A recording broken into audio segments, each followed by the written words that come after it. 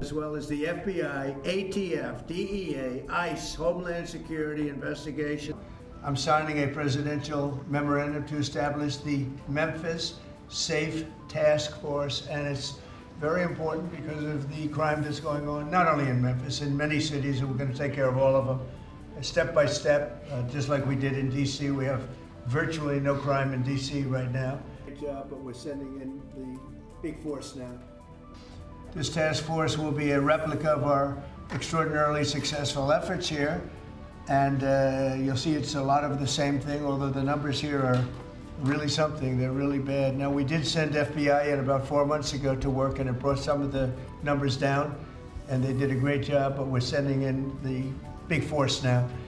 We also sent them into Chicago on a sort of a moderate basis, and we brought down crime a little bit in Chicago, but we're now going to bring it down very big. We're going to be doing Chicago probably next. So incredible. And it continues. The task force will be a replica, as I said, and it's going to be, I think, equally successful. This is a tremendous success we've had in Washington, I can tell you, and everyone knows it. And people in the White House that work here and other people that I know are calling me and thanking me. They're going out to dinners, they're doing things that they haven't done in years. The effort will include the National Guard as well as the FBI, ATF, DEA, ICE, Homeland Security investigations, and the U.S. Marshals, and more along the prosecutors. We're going to have DOJ led by U.S. Attorney for the Western District of Tennessee. How you doing, huh? Loads of great. Everybody here. All right, here we go.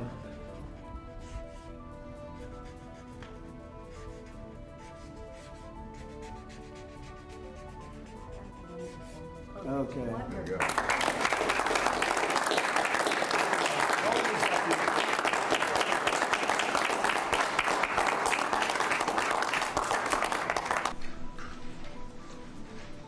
Hello, everybody. It's nice to have you here. We have some big things to announce. Today, at the request of Governor Bill Lee of Tennessee, who's standing with us, as you know, I'm signing a presidential memorandum to establish the Memphis Safe Task Force, and it's very important because of the crime that's going on, not only in Memphis, in many cities, and we're going to take care of all of them, step by step, just like we did in D.C. We have virtually no crime in D.C. right now, and we're going to keep it that way. It's our nation's capital. We're going to keep it that way, or we're going to federalize it if we had to, but we don't have to anymore because it's in such great shape.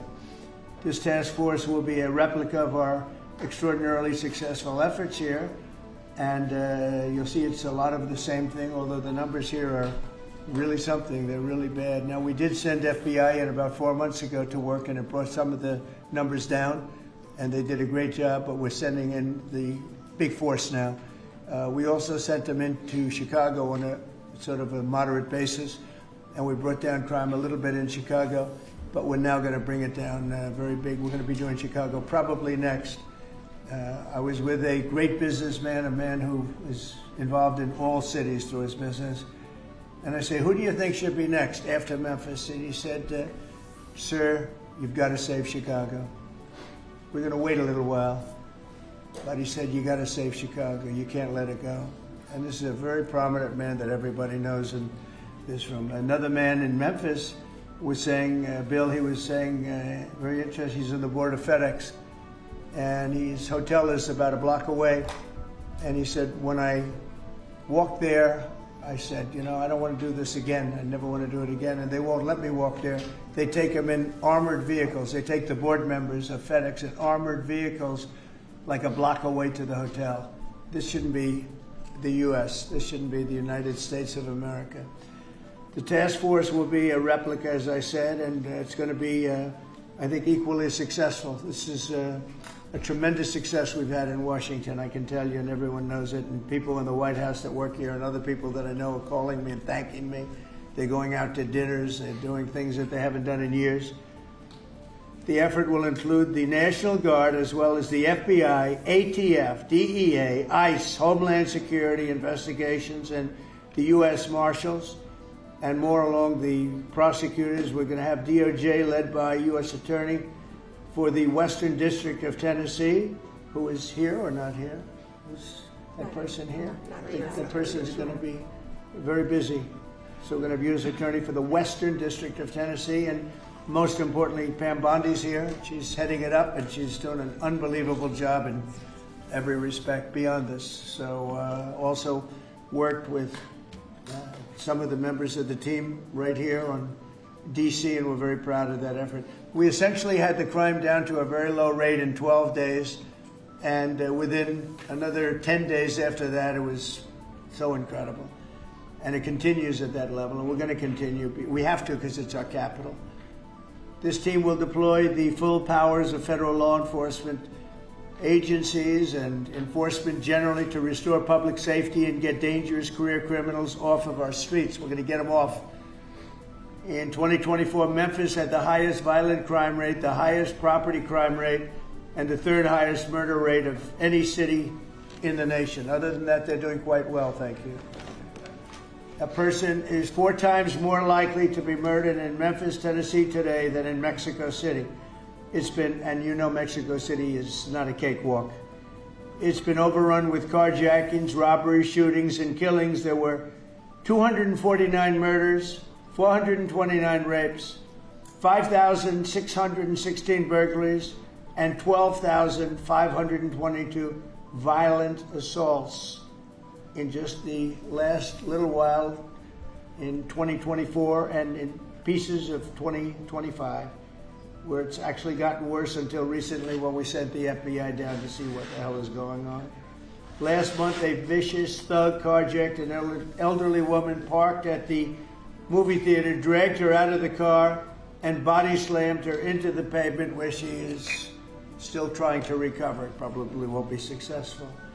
So we're not going to allow this kind of savagery to destroy our society anymore. We're stopping it, doing one by one, time, but we want to go quickly. We don't want to lose Chicago. We're going to lose Chicago. We're going to lose places like, you go to St. Louis. St. Louis. We're going to lose St. Louis. We're not going to lose. We want to save these places. You're going to lose them. It was the way the man said it, a very high quality man. I said, who would you do next? He said, sir, do Chicago. You don't want to lose Chicago. We're not going to lose Chicago. So we're going to have to go very big, and we're going to go probably, we're thinking about it for next Pam. We were going to hold it off. We're going to do some of the smaller ones. And the truth is, our people are so good. Gaddy, you're doing a great job wherever you may be. We're doing so good that I don't think we need too much practice, right? But we got to go and save our big cities, our great cities. Chicago's a great city, and we're going to make it great again very soon. And I think we can do that. Despite the tremendous size, I think we can do a real job, and we're going to give you the resources that you need. So with that, I'd like to just end by saying we're going to make Memphis safe again, and I'd like to ask Governor Bill Lee to say a few words, and then Pam can talk, and anybody else you'd like to talk to. We'll go through the whole list. We have all day long if we have to, because this is a very important thing. We have to save our country from violent crime. So, Bill? Yes, please. sir. Mr. President, first of all, thank you. Thank you. Thank you for your commitment for federal resources to the great city of Memphis. And it is a great city, and it has a great history and a great legacy. And we are very hopeful and excited about the prospect of moving that city forward. I've been in office 7 years. I'm tired of crime holding the great city of Memphis back. And I have spoken today with the director of the U.S. Marshals, with the director of the FBI, with General Bondi. We realize that this effort of multi-agencies that will combine the work of the Tennessee Highway Patrol and the local police departments, when we come together, we can make significant change in our city, in the city of Memphis, and that is a powerfully important thing for the state of Tennessee, and I want to say thank you. This will be your proudest moment when we see you in 4 or 5 weeks, maybe sooner. You're going to see numbers that will drop and plummet like you haven't. Just like we did in D.C., they plummeted. Nobody can even believe it. And they're going to plummet. It'll be one of your really proud moments, and you've done a good job too. But this will be maybe your proudest moment. Thank you, sir. Okay? And the director, as the director said, the goal is sustained. Right. Gotta keep it. sustained crime lowering, and that with this effort, I believe we can get there. We can finally get there for that city. Yep, we're going to have it sustained, long time. And your people are going to get better and better, and your police force has been terrific. They're working with us very much, as you know. Started it, as I said, on a little basis, and we got it down quite a bit, but now we go in for the big march, okay? And Director Patel and his team have done remarkable work so far. As you know, the numbers are great, and this will be one more step in the right direction for Memphis. That's true. Thank you. He's done a very good job. Thank you very much. Pam, please. President Trump, at your directive, we went in, as you all know, to D.C. and took over the city of D.C., working hand in hand with Metro Transit Authority. All of the agencies represented here today got over 2,000 violent offenders, got over 200 guns off the streets of D.C., and D.C. is safe again. And now, Governor, working with you and working with our 2 U.S. senators and all of our agencies working hand in hand, we're going to do everything we can to make Memphis safe again. That was President Trump's directive to us, and it's easy to do when you're working with such great leaders. And Secretary Noem, you have been instrumental in this, and Director Patel has already been into Memphis and gotten so many violent offenders and guns off the street, and that's what started it. And working with Stephen and Deputy Attorney General Todd Blanche, thank you. We've all been going nonstop, working hand in hand together, and Gadi Seralta, Terry Cole, and Director Driscoll of ATF wearing 2 hats, and Pete Hegseth with the National Guard, all working hand in hand and being out there for a month. You can't tell who's with what agency but for the t-shirt they're wearing, because everyone's working hand in hand, and that's why we've been so successful. We're going to do that in Memphis, and we're going to get crime off the streets. That's great. Thank you, Pam. Great Thanks, job. President. Christy, go ahead. Mr. President, Memphis has a high number of trafficking, significant human traffickers, child exploitation, drug trafficking. The local gangs there are extremely dangerous, and I'm so excited that you're going in there to work with not just the governor and willing local leaders, but also our Attorney General and all the leaders that are standing here today to help protect our children. So what's going to change dramatically is the families' lives that live there, and it's only going to happen because of you, because you're coming in. What has started there, you're going to put on steroids. The networks that you're going to uncover across this country, because of the work that's going to happen in Memphis, we're going to see every city get safer, because we're going to see those ties to other criminals that we're going to get out of the country. So we're a nation of laws. And sir, thank you for caring about every single city. Thank you, Christy. Really nice. And what makes it to me so exciting is the success we had here so quickly. And, you know, we've taken close to 1,500 people out of D.C. But when I saw the result happen so quickly, and so many people are so thankful, and people that you pass them every day and they're fine, all of a sudden they're thanking me so profusely. It was so exciting what's happened, and continues to be what happened in D.C., and so that's what makes this, I think, even more exciting, because we know what's going to happen. We know we have the people. Look, we're sending in a lot of help. These cities have been taken over for years, and the last 4 years under Biden, what's happened is just a disgrace. So it really has, what the success we've had here has made it to me much more exciting, because I think we're going to have proportionally. I mean, you have cases where it's even worse. I have some people, we have some people quoted today that we took out of papers. We're so grateful for the National Guard coming, said an owner of a Memphis tax service. It's so dangerous here. It's so darn dangerous that you can't get out of your car. If you get out of your car, he says you get robbed, you get mugged, you get hit. You can't go to the market or a service station. So yeah, I want to see crime stop, and I want to see the National Guard come in right away if that's what's necessary. There's a need. Here's another one from a director of a Memphis-based crime prevention organization. There's a need for more boots on the ground. You have to get them done fast before we totally lose it. They're going to lose it all. I got 2 guns put in my face, said another, within 5 minutes at 2 different locations.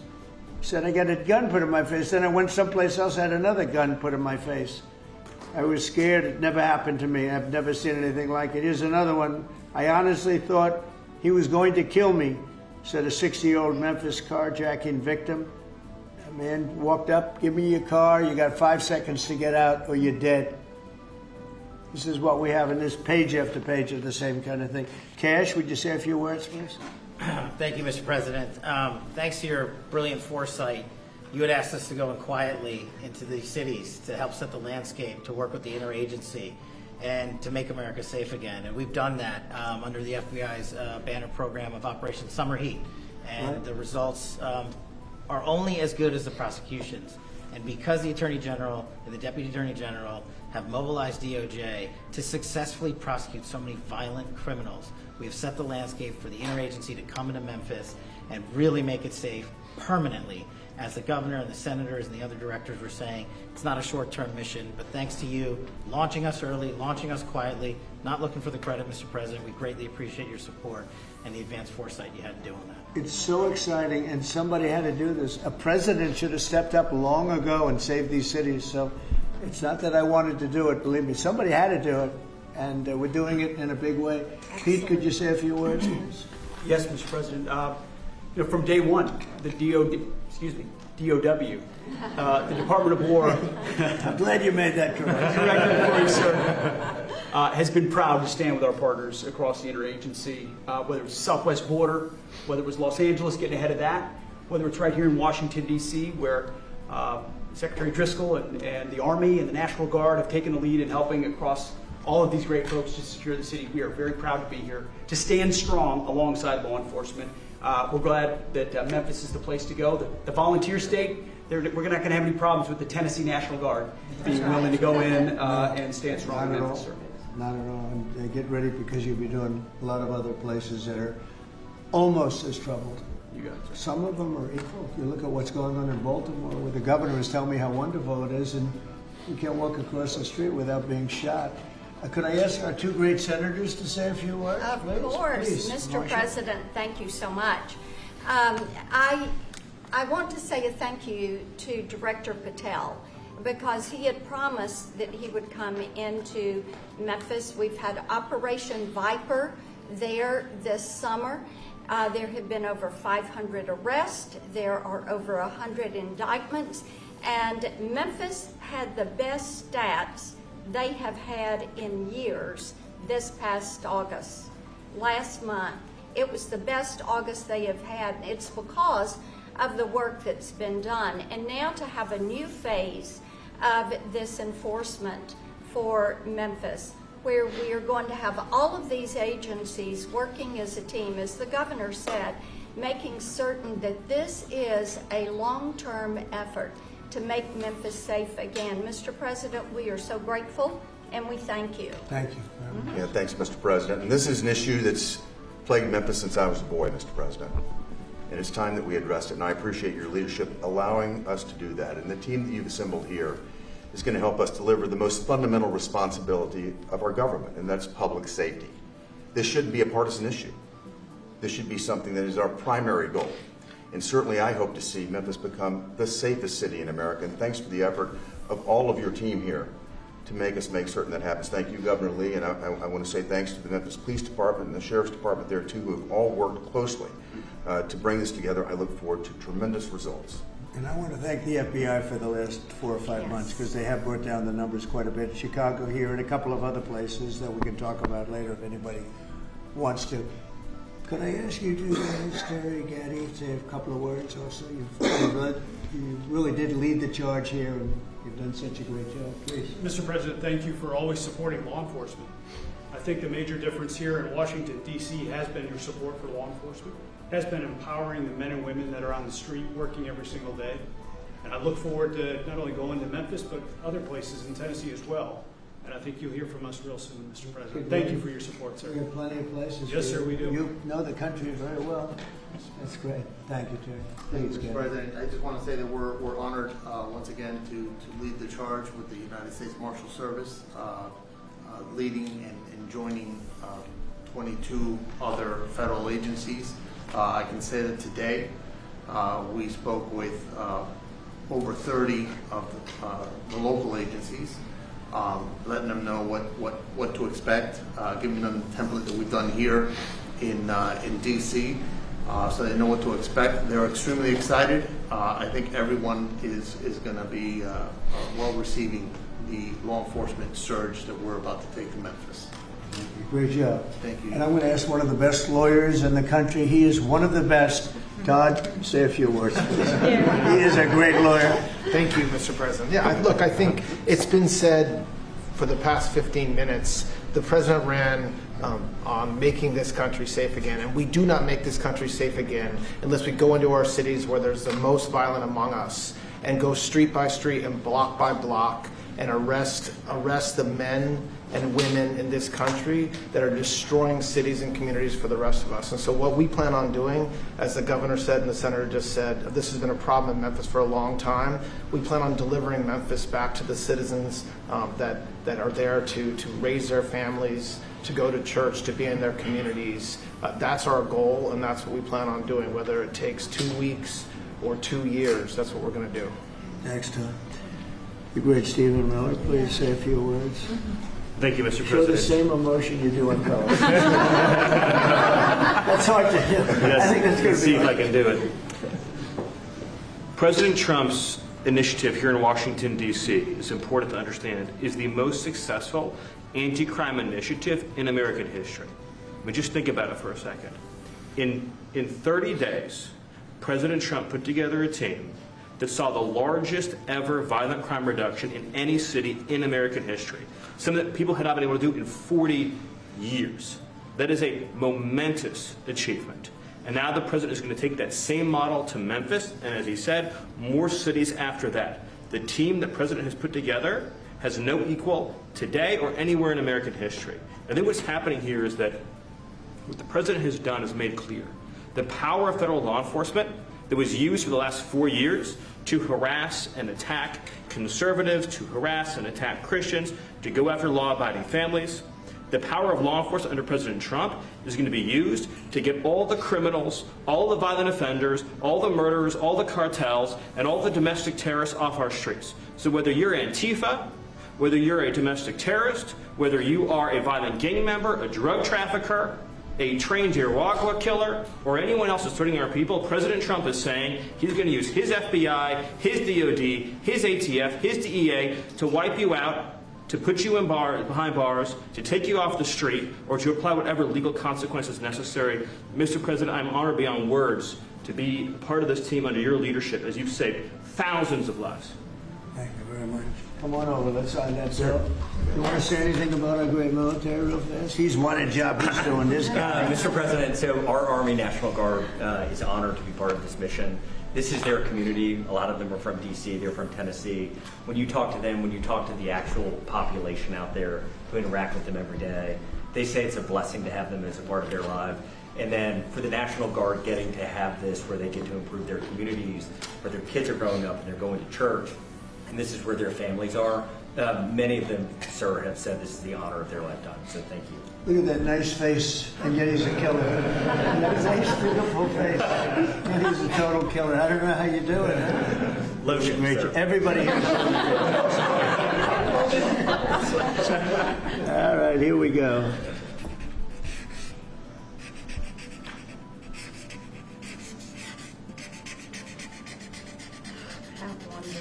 Okay. Wonderful.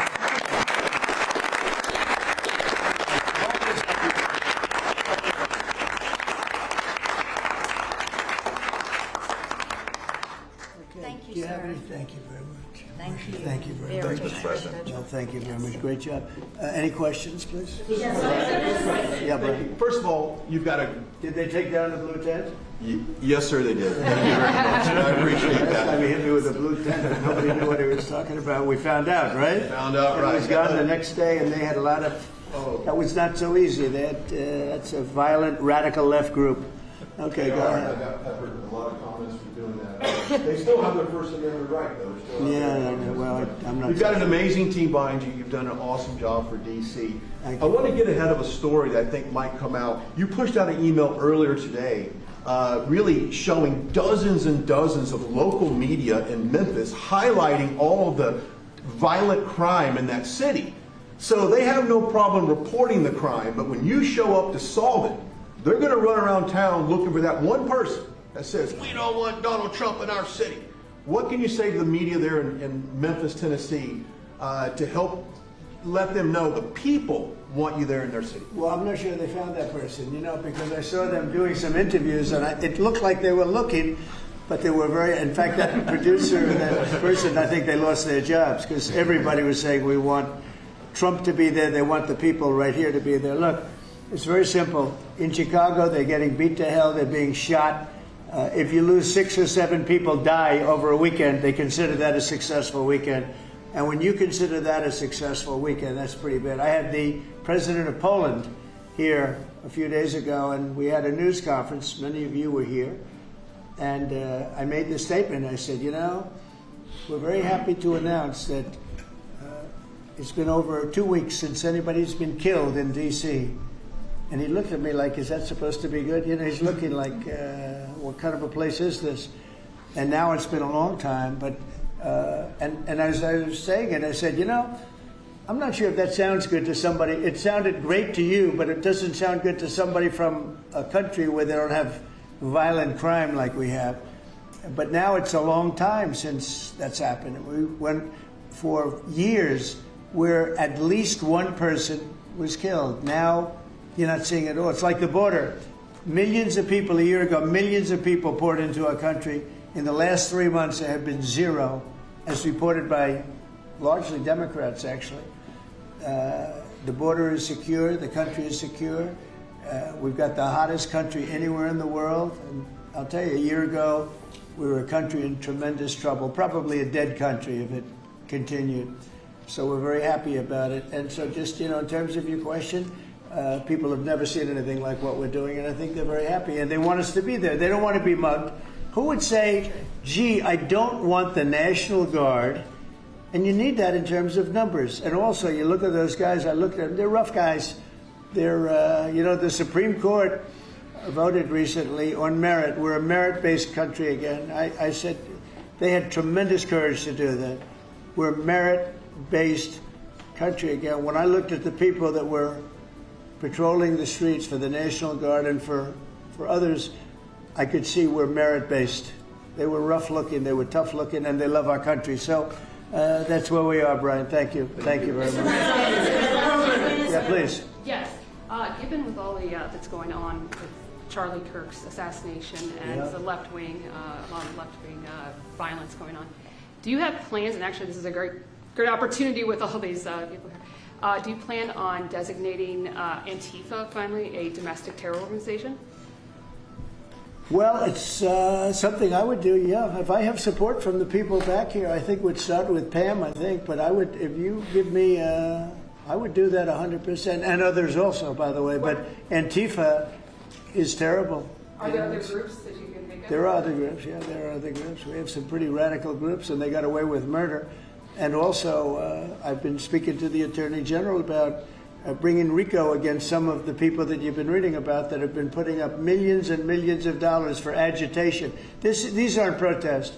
These are crimes, what they're doing, where they're throwing bricks at cars of ICE and Border Patrol. And they come in with a beautiful new car. They're so proud. It's Border Patrol, ICE, you know, it's got whatever it is. And they're throwing rocks at it. And after 50 yards, it looks like an old beat-up vehicle. It was just brand new. It was just bought for the purposes, and they don't have to take that anymore. I let it be known. We'll take responsibility. They don't have to take it anymore, and they don't want to take it. They were told by a past administration, it became almost a culture, if somebody throws a rock at you, do nothing. If somebody spits in your face, do nothing. And I say, when they spit, you hit.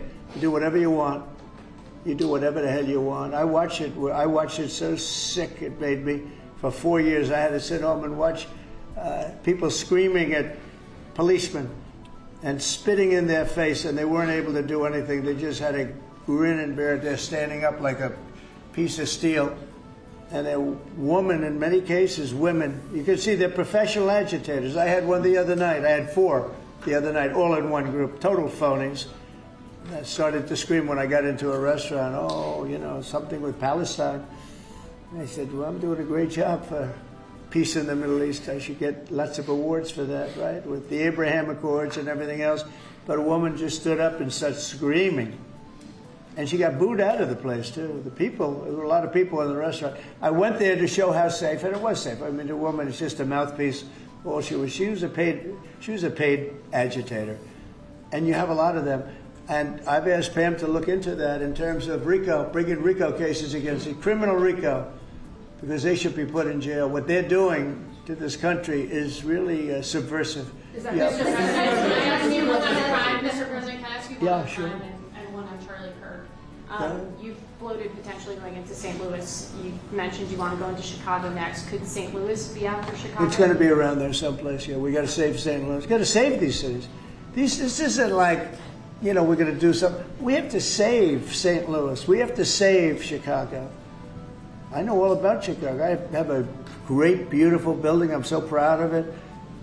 But, you get less proud when you see all the crime. When they announced 2 weeks ago, 11 people killed, just over a weekend, I think they said 38 people shot and 11 people dead. And then you watch Pritzker get up and say, we've got crime under control. And I will say that Cash and the FBI did a good job. With a very light force, they went in, and for about 4 months, Cash or so, they've been working on keeping crime down. They have brought the numbers down a little bit. But those are the easy numbers. The first 20, 25% are the easy numbers. That's where it gets.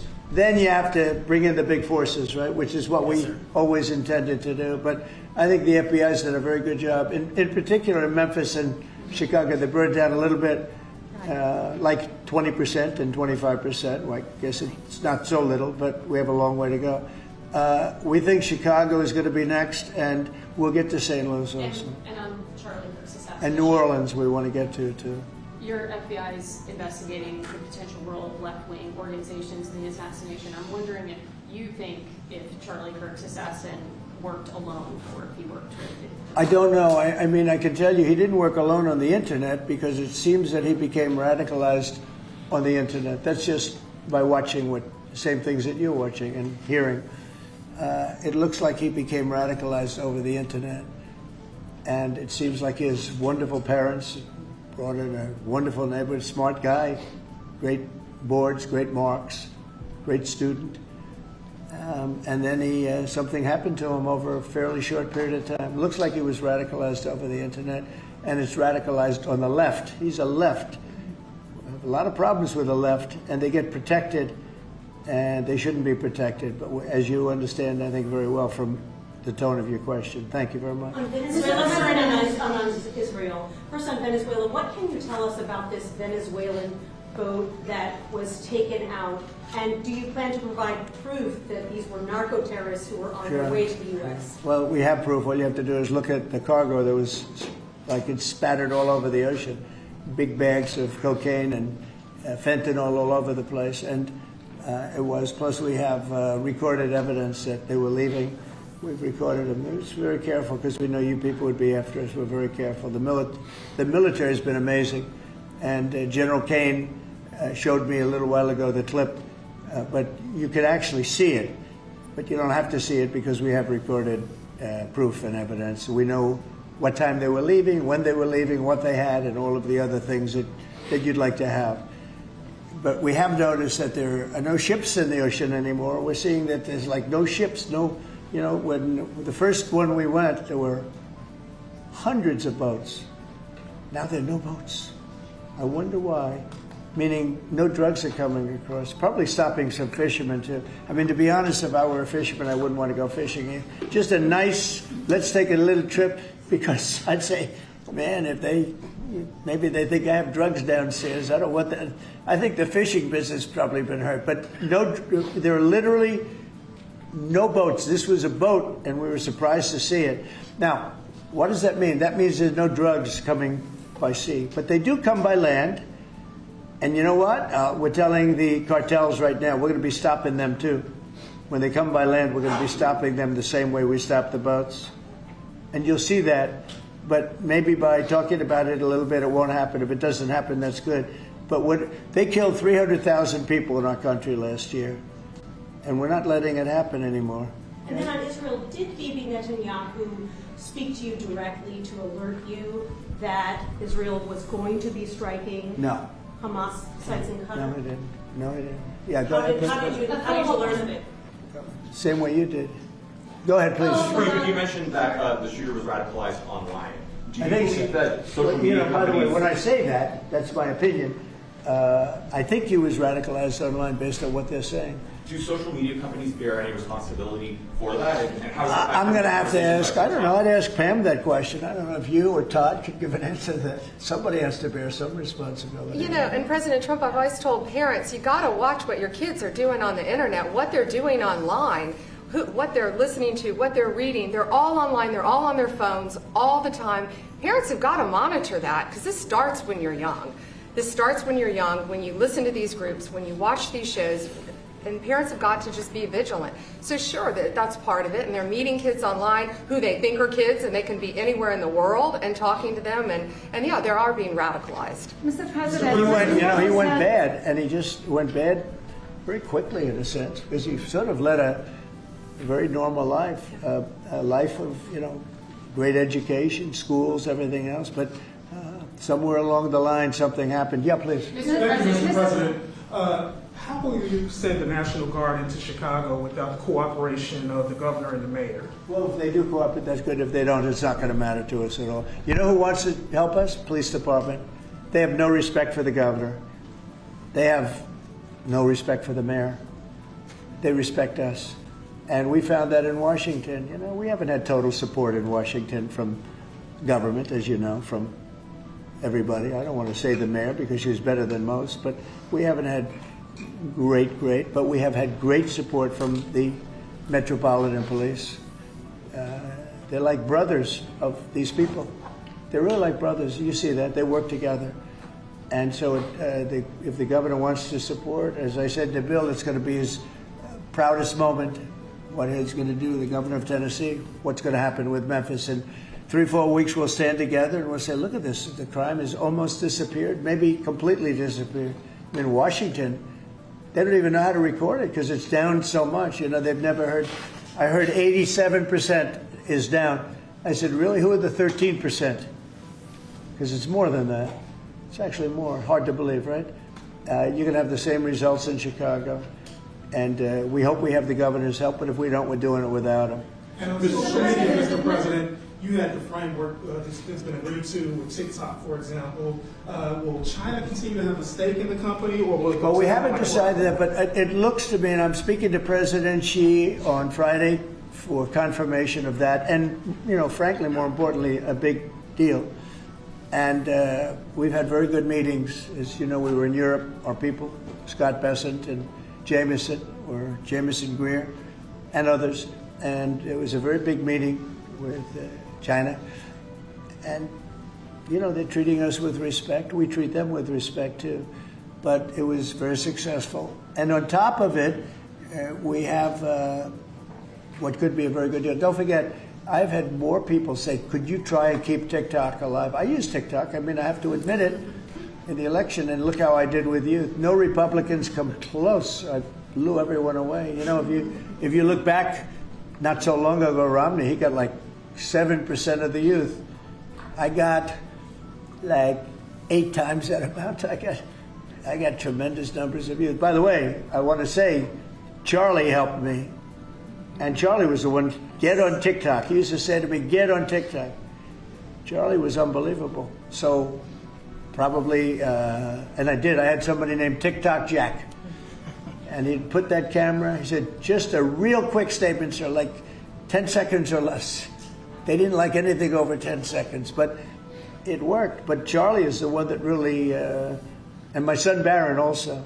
And I have to say, Don, Eric, the whole group, it's important. And it can maybe even bring us closer to China. We had a very good meeting with China. I was surprised. I didn't expect it to that extent. And I'm going to speak again with President Xi on Friday. And I think that'll confirm things up. Ask a question on Charlie Kirk and crime. On Charlie Kirk, do you plan to speak at the funeral, and what would your message be? Well, I'm going on Sunday. We're taking a whole plane load and having. I was invited on Saturday, but I said I'd rather save it for Sunday. We're going to have a stadium, and I'll bet that stadium is going to be pretty packed, maybe completely packed. It's going to be big, but I'm going to be at the stadium, and I guess I'll say a few words. I don't know, but I guess I will. But I knew him very well. He was an amazing guy. He was all about young people, getting them started right. And he was like a magnet for young people. They just attracted to him. He loved them, and they attracted to him. His wife is a tremendous person, by the way. He always had great respect for his wife. He got married. I didn't know he was getting married. I heard he got married, and he loved her. He really loved her. She loved him, and I think she'll have something to do with keeping that whole thing going. Turning Point it became a very big deal, and I heard they had like 38,000. So he wanted to get it up to 20,000 chapters. That's a lot. That would have been a lifetime's work. I heard that over the last 4 days, they have 38,000 people 38,000 chapters at colleges, schools, other places. Numbers that, nobody's ever heard of numbers like that. So I think Turning Point could be, through what happened, this horrible act, it could be maybe bigger than it could have ever been had he been there. And I will say this, he'd be very happy if he saw what was going on. And there's some very good people, because I speak at Turning Point quite a bit. And Charlie would call me up. So the last time I spoke to him, he said, "Sir," and I think it was Phoenix, "Sir, could you get to Phoenix?" This was like in a day. I said, "Charlie, I'm the President of the United States. You're calling, asking me if I could speak tomorrow in Phoenix. You can't do that to me, Charlie." But usually I ended up going. He was great. He was a great guy, and he didn't deserve this. He didn't deserve this, believe me. Ilhan Omar, after his assassination, called Charlie Kirk a reprehensible human being. Should he be stripped of her committee assignments? I would say, I think she's a disgraceful person. I think she's a disgraceful person, a loser. It's amazing the way people, I know it's people from her area, maybe of the world, I don't know, they got here and they vote her in. It's hard to believe, but I think she's a disgusting person. One more question, if I could. A lot of these, in recent of these kind of trans shooters that we've seen over the last couple incidents, this flag right here is up and down 14th Street. This is what would be a trans flag. A lot of people are very threatened by this flag. It means a lot of different negative things to people, violence. Would you be opposed to taking this flag down up and down the streets of DC? Well, I wouldn't be. Then they'll sue and they'll get freedom of speech stuff, so that'll happen. But I would have no problem with it. I will say, and Steve might just mention this, Todd, you might mention it too, because we're putting out an order. Freedom of speech means you can burn the American flag, which I think is horrible.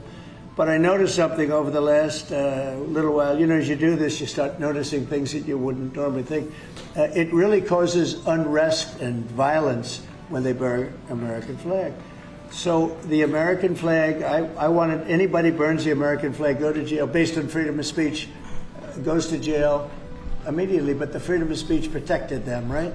And that's been argued a couple of times. And it's one of those things. But you know what? Hasn't been argued, and we're going to be arguing it, I think, very soon. And that's the violence. They incite violence. So I saw it just yesterday. They burned the American flag, and people that were there were fine. And all of a sudden, they're going crazy, and there's fist fights. It wasn't in Memphis either. But I will say, it incites violence. And I think you just do the exact same thing. Don't use freedom of speech. Use the incitement of violence. I mean, it's really, you had to see, these people were going at it. And you could burn other things and people just sit there, they fall asleep. You burn the American flag, and on both sides, but the level of violence I saw this flag burning cause was incredible. It was an incitement. So I hope you guys are going to be able to do that, Pam, right? Well, there's also groups called Trans-Tifa. So perhaps if you can label them a domestic terrorist group, then in all reality, you could take that flag down because it would represent the Trans-Tifa. Well, I think you probably could. Again, you'll be sued, and it's okay. I've been sued before a couple of times. You may have seen it. Anyway. Mr. President, Netanyahu said that he doesn't rule out targeting Hamas anywhere they are. You said that you don't want to see Qatar hit again. Are there any guarantees that Qatar? Well, he won't be hitting in Qatar. As I say, I call it Qatar. You call it Qatar. You're actually more right, but actually you're allowed to go. The Emir said you can say it any way you want, but I've always thought of it as Qatar. I think it's a beautiful sound. And actually they've been a very good ally. And a lot of people don't know that.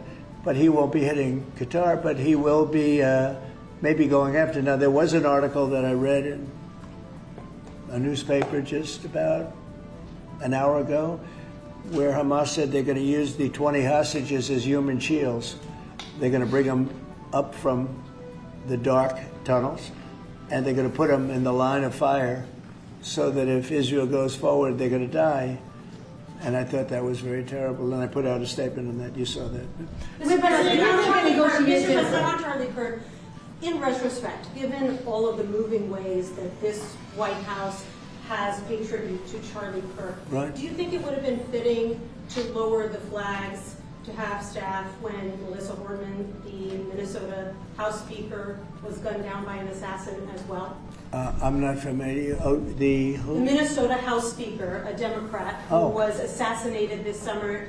Well, if the governor had asked me to do that, I would have done that. But the governor of Minnesota didn't ask me. I didn't. I wouldn't have thought of that, but I would have if somebody had asked me. People make requests for the lowering of flag, and oftentimes you have to say no because it would be a lot of lowering. The flag would never be up. Had the governor of Minnesota asked me to do that, I would have done that gladly. And given the killing of Melissa Hortman, the attack on Paul Pelosi, the attack on Gabby Giffords, the attack on the Pennsylvania governor's mansion, why make the case that violence is only on one side? It seems to be taking. I didn't say it's on one side, but I say the radical left causes tremendous violence, and they seem to do it in a bigger way. But the radical left really is caused a lot of problems for this country. I really think they hate our country. Okay, yeah, please. This may be related to the RICO work that you're Right. doing, and I'd like to confirm. And we are really looking at that seriously. Vice President Vance was speaking with Stephen Miller earlier today about targeting NGOs that they were saying foment violence. Right. Is that? Can you speak more to that? And what NGOs specifically are you looking to target, sir? A number of them. Steve, please. Yes, so I believe what you're referring to is there are these nonprofit entities that organize, as the president mentioned, attacks on ICE officers, attacks on Border Patrol agents, organized doxing campaigns, which are a violation of federal law. They break off cement and they bring into riots. They have organized drop points for weapons, organized drop points for gas masks, organized drop points for all the materials necessary to launch a riot. Of course, you saw that during the Black Lives Matter riots as well, too. So there's this whole network of organizations. And I think the key point the president's been making is somebody is paying for all of this. This is not happening for free. And so under the president's direction, the attorney general is going to find out who is paying for it, and they will now be criminally liable for paying for violence. And you know, a new thing that I've been seeing a lot of lately, but never saw it before, is they're walking in with bricks and rocks and everything. And the FBI or the Border Patrol or ICE or the police are grabbing them and taking them away, and that's great. And then they whip out a hammer, and it's a beautiful hammer, really. It's nice. You know, this is not a hammer somebody happens up. These are serious hammers, beautiful, brand new hammers. And they start breaking up the concrete sidewalks and the granite curbs in many cases. Granite is hard to cut, you know, it's very hard stone. And they're banging away and handing out pieces of stone. So instead of having it in bags, they're banging the sidewalk, knocking them. You have to see what some of these sidewalks look like when they finish, and especially the curbs, because the granite curbs are very, very expensive, and they're great, and you know, very hard. They are almost indestructible, but not when it gets pounded on for 20 minutes by some pretty strong guy. And then they hand out big chunks of stone so that people can throw them at the police and people can drop them off bridges into car windows. No, we have a long way to go, and we're going to make it all good. We're going to make it really safe. This country is going to be safe. We've got almost 3.5 years. Think of that, 3.5 years. It's a long time. It goes quickly. But at the end of that time, I hope one of the many things we can say is that we made our cities safe again. Thank you very much, everybody. Thank you. Thank you very much. Everyone, for coming out. Thank you. TV, we're done.